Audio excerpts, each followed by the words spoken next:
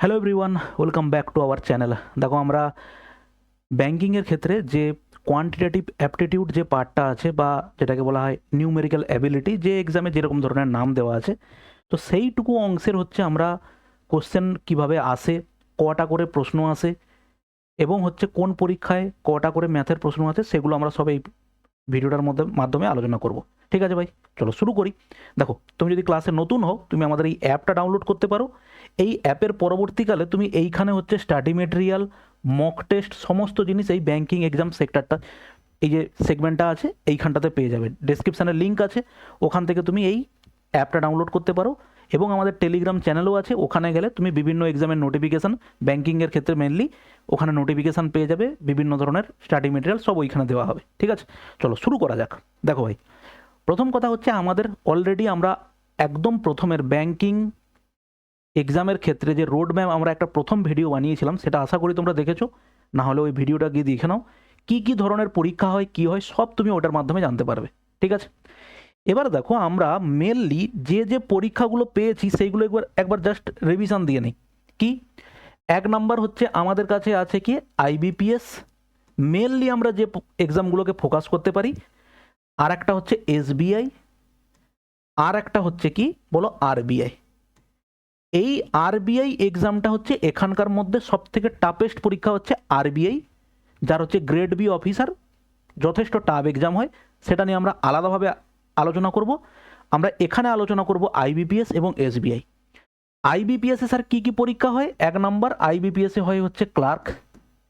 আইবিপিএসে হয় ক্লার্ক, সব কটার ক্ষেত্রে কি হয় প্রিলি প্লাস হচ্ছে মেন।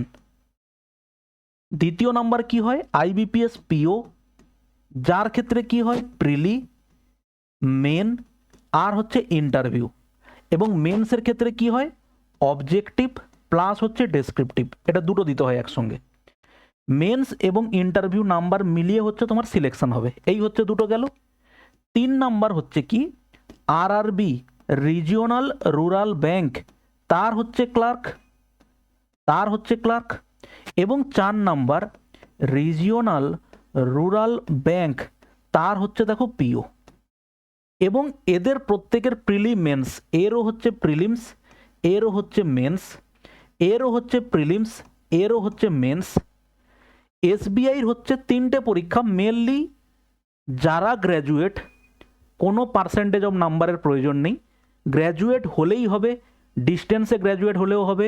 জেনারেল তুমি হচ্ছে নর্মাল, আমরা গ্র্যাজুয়েট যেটা বলে, ওপেন থেকে গ্র্যাজুয়েট করলেও হবে, আর তুমি নর্মাল গ্র্যাজুয়েশন করলেও হবে।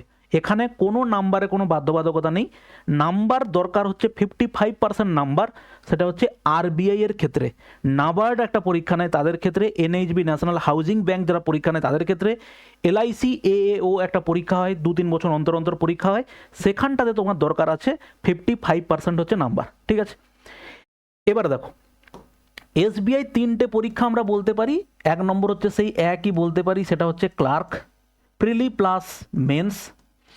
দ্বিতীয় নাম্বার আমরা বলতে পারি পিও, তার ক্ষেত্রেও দেখো প্রিলি প্লাস হচ্ছে মেন্স।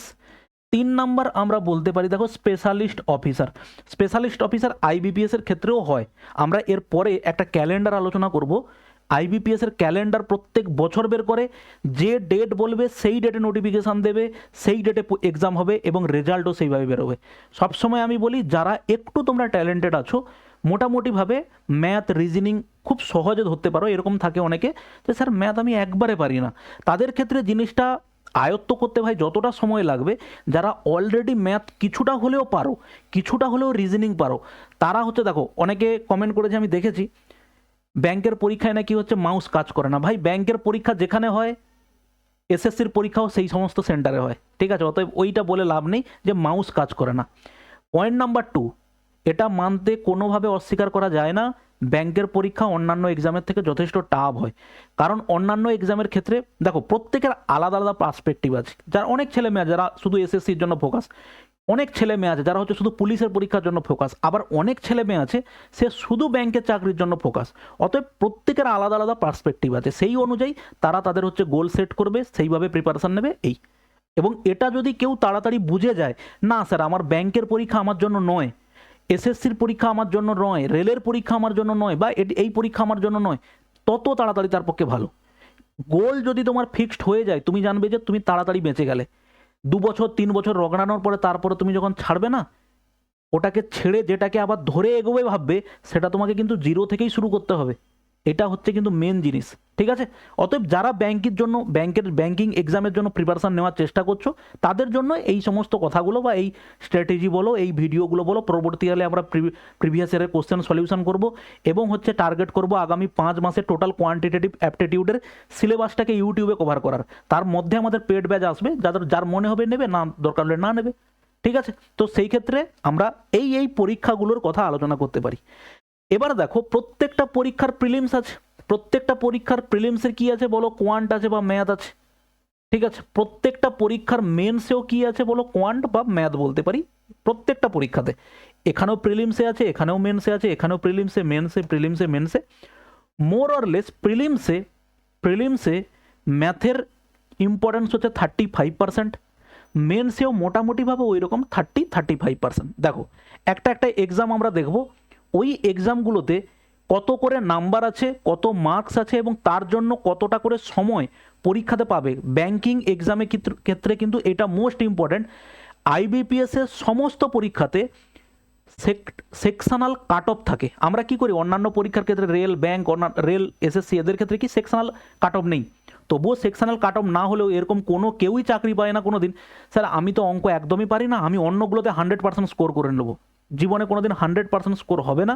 আর দ্বিতীয় নাম্বার কথা হচ্ছে, কোনো একটা সাবজেক্টে তুমি যদি পারবে না ভাবো, কেউ না কেউ থাকবে সে পারবে, অতএব ওভারঅল স্কোর তার বেশি দাঁড়িয়ে যাবে, তোমার হবে না, ঠিক আছে? এখানকার ক্ষেত্রে গল্প আলাদা। এখানকার সেকশনাল কাট অফ থাকবে আইবিপিএস এর সমস্ত পরীক্ষাতে।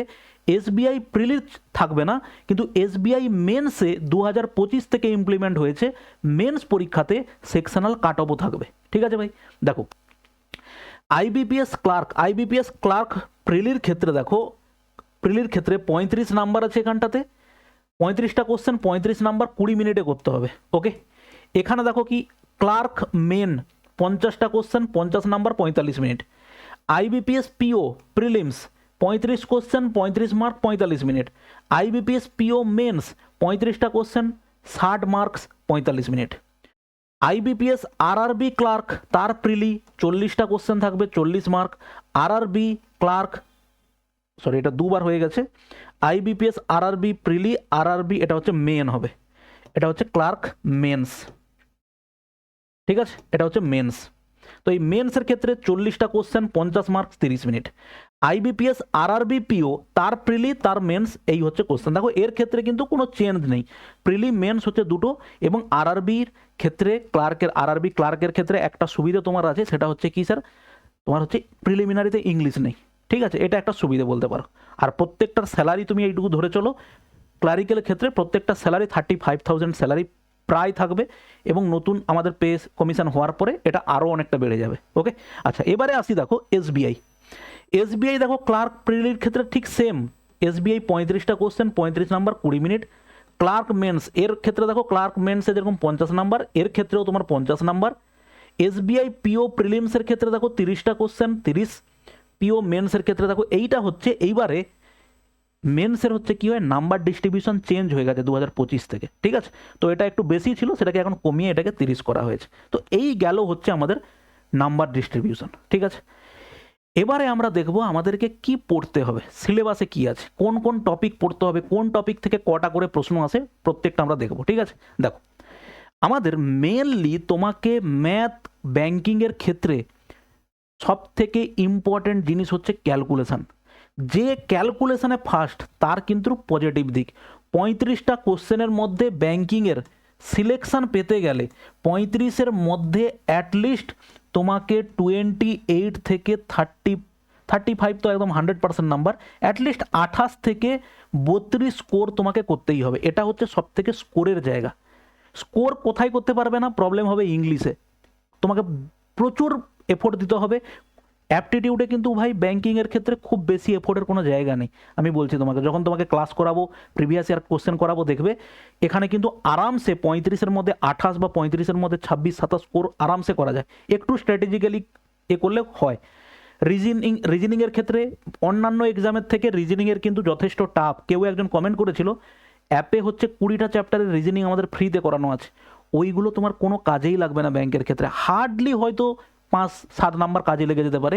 ব্যাংকিং রিজনিং হচ্ছে ভাই সব থেকে টাফেস্ট, ঠিক আছে? ব্যাংকিং রিজনিং অত সহজ জিনিস নয়। অন্যান্য যে কোনো এক্সাম, রেলওয়ে, এসএসসি, আমাদের স্টেটের যত পরীক্ষা হয় তাদের মধ্যে সব থেকে ভালো স্ট্যান্ডার্ড এক্সাম এসের রিজনিংয়ের ক্ষেত্রে হয়, সেটা হচ্ছে কোথায় স্যার? ব্যাংকিংয়ের ক্ষেত্রে। অতএব ব্যাংকিং রিজনিং কোনো একজন টিচারের পক্ষে রিজনিং এবং ম্যাথ দুটো পড়ানো কখনোই সম্ভব নয়, ঠিক আছে ভাই? তো অতএব রিজনিংটা আমার থেকে তুমি কোন কোন টপিক পড়বে, স্ট্র্যাটেজি কী হবে, ইংলিশে কোন কোন টপিক এসেছে, স্ট্র্যাটেজি কী হবে, এগুলো তোমাকে আমি বলে দেবো, কিন্তু পড়ানো আমার পক্ষে ভাই সম্ভব হবে না, কারণ তুমি নিজেই বুঝতে পারবে একটা সাবজেক্ট পড়াতে কতটা ডেডিকেশন এবং এফোর্ট লাগে, ঠিক আছে? দেখো, তো মোটামুটিভাবে তোমাকে এই টপিক ম্যাথের অ্যাপটিটিউডের টপিক কমপ্লিট করার আগে তোমাকে এই জিনিসটা ডেফিনেটলি থাকতে হবে একদম। সেটা হচ্ছে কি স্যার, 1 থেকে 30 পর্যন্ত সংখ্যার স্কোয়ার অ্যাট এ টাইম তোমাকে বলতে হবে। 17 স্কোয়ার কত হবে, 18 স্কোয়ার কত হবে, 19-এর স্কোয়ার কত হবে, 21-এর স্কোয়ার, 23-এর স্কোয়ার, 24-এর স্কোয়ার, 29-এর স্কোয়ার, 28 স্কোয়ার কত হবে, এটা অ্যাট এ টাইম তোমাকে বলতে হবে। কিন্তু এটা তোমার কোনোদিন একদিনে হবে না, ঠিক আছে? স্কোয়ার বের করার রুলস আছে, শর্টকাট আছে, সেগুলো সব আমরা করব। স্কোয়ার রুট বের করার সেটা আমরা শর্টকাট দেখব, কিউব বের করার শর্টকাট দেখব, কিউব রুট বের করার শর্টকাট দেখব। কিউব হচ্ছে মোটামুটিভাবে তোমার 1 থেকে 25 পর্যন্ত সংখ্যার কিউব এক্সপেক্টেড তুমি মুখস্থ করে নাও যে কোনো এক্সামের জন্য। কম্পিটিটিভ সব থেকে বেশি এফেক্টেড মানে তুমি হেল্প পাবে হচ্ছে এইখান থেকে, এবং এটা তোমার হচ্ছে যে কোনো এক্সামে খুব কাজে লাগবে। 1 থেকে 30 কোনো সংখ্যার স্কোয়ার এবং 1 থেকে 20 যে কোনো সংখ্যার হচ্ছে কিউব, একদম যেন মাথাতে গেঁথে থাকে, ঠিক আছে? তার জন্য একদিনে হবে না। যেখানে তুমি পড়তে বসো বা যেখানে তুমি পড়াশুনো করো, একটা দেওয়ালে করে বড় করে লিখে রেখে দাও। উঠতে বসতে সবসময় মনে মনে একবার আউড়ে নেবে 17 স্কোয়ার কত হবে, 19-এর স্কোয়ার কত হবে, 23-এর স্কোয়ার কত হবে, 29-এর স্কোয়ার কত হবে, 11-র কিউব কত হবে, 13-র কিউব কত হবে, 19-এর কিউব কত হবে, সব সময় মুখস্থ করো। বলা খুবই সহজ আমি জানি, মনে রাখাটা ততটাই কঠিন, ঠিক আছে? তো এগুলো ডে বাই ডে তুমি যত না প্র্যাকটিস করবে, না হলে ওগুলো উদ্ধার হবে না, ঠিক আছে? এবারে চলো মেন সিলেবাস। মেন সিলেবাস দেখো, মেন সিলেবাস হচ্ছে এইটা টোটাল। এখানে আমি ভাগ করেছি 25টা টপিক। কোনো কোনো টিচার এটাকে আরও কমে ভাগ করে দেন, কোনো কোনো টিচার 25টাকে 30টা বলেন। ম্যাটার আলটিমেটলি ওই লে দেকে একই ব্যাপার, ঠিক আছে? তো ম্যাটার হচ্ছে এখানে এইটা হচ্ছে খুব একটা ইম্পর্ট্যান্ট জায়গা। কোনটা স্যার? এই জায়গাটা। এই জায়গাটা একটা বড় ইম্পর্ট্যান্ট জায়গা। সিম্পলিফিকেশান সিরিজ যেটা তোমরা রিজনিংয়ে পড়ো সেটা কিন্তু ম্যাথের মধ্যে এখানে থাকবে। অ্যাপ্রক্সিমেশান, ইনইকুয়ালিটি, কোয়াড্রেটিক ইকুয়েশান, এইটা থেকে তুমি প্রত্যেকটা পরীক্ষাতে, সে প্রিলি হোক মেন হোক, মোটামুটিভাবে তুমি প্রত্যেকটা পরীক্ষাতে 10 থেকে 15টা কোশ্চেন তুমি আরামসে পাবে। প্রত্যেকটা পরীক্ষাতে 10টা থেকে 15টা। তার মধ্যে সিম্পলিফিকেশান তো 10টা কোশ্চেন প্রায় থাকে, সিরিজ থেকে তো 5টা কোশ্চেন প্রায় থাকে। এই হচ্ছে 10 আর 5 হয়ে গেল। কোনো সময় কি করবে, সিম্পলিফিকেশানে 5টা দিয়ে তোমাকে ইনইকুয়ালিটিস ঢুকিয়ে দেবে। কোনো সময় কি হবে, এখানে 5টা দিয়ে অ্যাপ্রক্সিমেশানে 5টা দিয়ে দেবে। কোনো সময় এই 10 থেকে 15টার মধ্যে 20টাও হয়ে যেতে পারে, কোয়াড্রেটিক ইকুয়েশান তার মধ্যে 5টা ঢুকিয়ে দিতে পারে। এই রকমভাবে এই কোশ্চেনের ফরমেশানগুলো হয়, ঠিক আছে? তুমি যে কোনো 2টো বা 3টে বই কেন, IBPS clerk, IBPS PO, SBI clerk, SBI PO, এই 4টে বই প্রিভিয়াস ইয়ারের বই। কি বললাম আরেকবার বলি, সেটা হচ্ছে স্যার আইবিপিএস তুমি হচ্ছে বইটা মার্কেট থেকে কিনবে, যেটা সেটা বলি। একটা হচ্ছে আইবিপিএস ক্লার্ক এবং হচ্ছে পিও, পিওয়াইকিউ এটা, এবং হচ্ছে এসবিআই ক্লার্ক এবং এসবিআই পিও, সেটাও হচ্ছে পিওয়াইকিউ এর সলিউশন। এই হচ্ছে 4টে বই, আলাদা আলাদা বই পাওয়া যায়। তুমি এই 4টে বই মার্কেট থেকে কিনে নাও বা অনলাইনে কিনে নাও। কোশ্চেনের ফরমেশান আগে দেখো। যারা প্রথম পরীক্ষা দিতে যাবে তাদেরকে বলছি, আগে কোশ্চেনের ফরমেশান দেখো, কোন কোশ্চেন কোথা থেকে কত আসছে। এখানে কিন্তু একটু স্ট্র্যাটেজিক্যালি খেললে স্কোর করা যায়, ঠিক আছে? দেখো, এর পরে ইম্পর্টেন্ট পার্ট হচ্ছে এই অ্যারিথমেটিক, ঠিক আছে? যেটা আমাদের অন্যান্য এক্সামেও লাগে, অ্যারিথমেটিক। স্যার অন্যান্য এক্সামের থেকে এই অ্যারিথমেটিক কি কঠিন আসে? না, অলমোস্ট সিজিএল, সিএইচএসএল লেভেলে যে ধরনের অ্যারিথমেটিক হয়, এখানে তুমি আইবিপিএস ক্লার্ক এবং আইবিপিএস এসবিআই ক্লার্কের মধ্যে বা RRB clerk, RRB PO question almost অ্যারিথমেটিকে যা প্রশ্ন, তুমি এই অ্যারিথমেটিক শিখে তুমি আমাদের স্টেটের যে কোনো পরীক্ষা, ডব্লিউবিসিএস বা অন্যান্য যে কোনো পরীক্ষা এবং রেলওয়ে অন্যান্য যে কোনো এক্সামের ক্ষেত্রে তুমি কাজে লাগাতে পারবে এই অ্যারিথমেটিক পড়ে, ঠিক আছে? অ্যারিথমেটিক কোশ্চেন অলমোস্ট 10টা কোশ্চেন প্রত্যেক পরীক্ষাতে আসে, অলমোস্ট 10টা কোশ্চেন। আর বাদ বাকি 10টা স্যার এখানে ম্যাক্সিমাম আমি 15টা, এখানে 10টা 25টা, আর বাদ বাকি হচ্ছে এই ডিআই ডেটা ইন্টারপ্রিটেশনের হচ্ছে মোটামুটিভাবে 7 থেকে 8 রকমের ডেটা ইন্টারপ্রিটেশন হয়। পাই চার্ট হয়, বার চার্ট হয়, প্রচুর ধরনের হয়। 7টা টাইপের ধরনের আমাদের ডেটা ইন্টারপ্রিটেশন করতে হয়। ডেটা ইন্টারপ্রিটেশন তোমাকে করতে গেলে তোমাকে অ্যারিথমেটিকের 100% হচ্ছে কনসেপ্ট তোমার থাকতে হবে। পুরো অ্যারিথমেটিক, তুমি যে কোনো এক্সামের জন্য অ্যারিথমেটিক পড়তে যাও, তুমি ব্যাংকের জন্য পড়তে যাও, রেলের জন্য, এসএসসির জন্য, এসএসসি মানে কিন্তু স্টাফ সিলেকশন কমিশন, এসএসসির জন্য, স্টেট পুলিশের জন্য, যে কোনো এক্সামের জন্য, ডব্লিউবিসিএস এর জন্য তোমাকে অ্যারিথমেটিকের ফাউন্ডেশন রেডি করবে এই দুজন, রেশিও প্রপোর্শন এবং হচ্ছে পার্সেন্টেজ। এই রেশিও প্রপোর্শন পার্সেন্টেজ দিয়ে 90% হচ্ছে তোমার সিলেবাস দাঁড়িয়ে আছে, অ্যারিথমেটিকের কনসেপ্ট দাঁড়িয়ে আছে এই পার্সেন্টেজ এবং রেশিও দিয়ে। এবং এই অ্যারিথমেটিকের টোটাল ফাউন্ডেশন প্রত্যেকটা চ্যাপ্টারের কনসেপ্ট নিয়ে তৈরি হবে হচ্ছে ডেটা ইন্টারপ্রিটেশন, যার মধ্যে অ্যাভারেজও থাকবে, যার মধ্যে রেশিও থাকবে, যার মধ্যে পার্সেন্টেজ থাকবে, যার মধ্যে প্রফিট লস থাকবে, সব থাকবে। তাহলে এই ডেটা ইন্টারপ্রিটেশন করতে গেলে তোমাকে আগে অ্যাটলিস্ট এই যে চ্যাপ্টারগুলো আছে, ratio proportion, percentage, profit loss, simple interest না হলেও হবে, এখানে হচ্ছে আর কি আছে, অ্যাভারেজ, এই কয়েকটা চ্যাপ্টার তোমার লাগবেই লাগবে। ঠিক আছে, এর মধ্যে এক্সট্রা যে কোশ্চেন তোমাকে করতে হবে অ্যারিথমেটিক ছাড়া, সেটা হচ্ছে এইটা, মেনসুরেশন হচ্ছে 2D 2 ডাইমেনশন এবং হচ্ছে স্যার 3 ডাইমেনশন, 2 ডাইমেনশন এবং 3 ডাইমেনশন, পারমুটেশন অ্যান্ড কম্বিনেশন এবং হচ্ছে প্রবাবিলিটি। এই হচ্ছে এক্সট্রা তোমাকে অ্যাডভান্স ম্যাথ থেকে পড়তে হবে, যার থেকে হার্ডলি 2-3টে কোশ্চেন থাকে। মেন্সে গিয়ে প্রিলিমসে প্রায় থাকে না বললেই চলে। প্রিলিমসে কোনো কোনো সময় এই মেনসুরেশন পার্টটা থেকে কিছু প্রশ্ন দিয়ে দেয়। ঠিক আছে, বোঝা গেল? এই গেল হচ্ছে মোটামুটিভাবে আমাদের কোয়ান্টিটিভ অ্যাপটিটিউডের মোটামুটিভাবে আমরা সিলেবাস বলতে পারো, কিভাবে প্রশ্ন আসে সেইগুলো আমরা বলতে পারো, সেই জিনিসগুলো এখান থেকে পাই। ঠিক আছে, এরপরে আমরা একটা ভিডিও আলোচনা করব যেখানে হচ্ছে শুধুমাত্র আইবিপিএস এর ক্যালেন্ডার তোমাকে আমি বোঝাবো। যারা একবারে নতুন স্টুডেন্ট তাদের জন্য এইগুলো কাজে লাগবে, যারা পুরনো স্টুডেন্ট তারা এই জিনিসগুলো জানো। ক্যালেন্ডার আইবিপিএস এর ইম্পর্ট্যান্ট এই কারণে, একটা জিনিস তোমাকে আমি বলছি, দেখো আইবিপিএস এর প্রথম পরীক্ষা কি হয় জানো তো? আইবিপিএস এর প্রথম পরীক্ষা হয়, আইবিপিএস কন্ডাক্ট করে বছরের প্রথম পরীক্ষা হচ্ছে আরআরবি ক্লার্ক। প্রথম পরীক্ষা কন্ডাক্ট করে আরআরবির হচ্ছে 2টো এক্সাম। তার মাঝখানে হচ্ছে কি হয়, ক্লারিক্যালের ফর্ম বেরিয়ে যায়, সম্ভবত ক্লারিক্যাল বা পিওটা আগে হয়, পিও, আরআরবি হচ্ছে আইবিপিএস পিও, তারপরে হচ্ছে দেখো ক্লার্ক। মোটামুটিভাবে এই যে ফর্ম ফিল আপগুলো শুরু হবে, মোটামুটি এগুলো শুরু হয়ে যায় মে মাস থেকে, মে জুন মাস থেকে, একদম তার পরের বছর জানুয়ারি অথবা ফেব্রুয়ারিতে গিয়ে এই প্রত্যেকটা পরীক্ষার একদম ফাইনাল রেজাল্ট রেডি। এবং অলরেডি আরআরবি যারা হচ্ছে একদম প্রথমে যারা পরীক্ষা দেয় বছরের শেষে, তারা অলরেডি চাকরি করা শুরু করে দেয়। বুঝতে পারলে ভাই? মোটামুটি একটা নোটিফিকেশান ব্যাংকের বেরিয়ে, এসবিআইয়ের ক্ষেত্রে অনেক সময় ডিলেমি হয়, কিন্তু আইবিপিএস এর ক্ষেত্রে একটা নোটিফিকেশান বেরিয়ে তার জয়েনিং হতে ম্যাক্সিমাম 7 থেকে 8 মাস টাইম লাগে। পরীক্ষা বেরিয়ে, নোটিফিকেশান বেরিয়ে, ফর্ম ফিল আপ কমপ্লিট হয়ে, টিয়ার 1 হয়ে, টিয়ার 2 হয়ে, ফাইনাল রেজাল্ট, ইন্টারভিউ থাকলে ইন্টারভিউ হয়ে, টোটাল টাইম ডিউরেশন হচ্ছে ভাই 8 মাস, ম্যাক্সিমাম।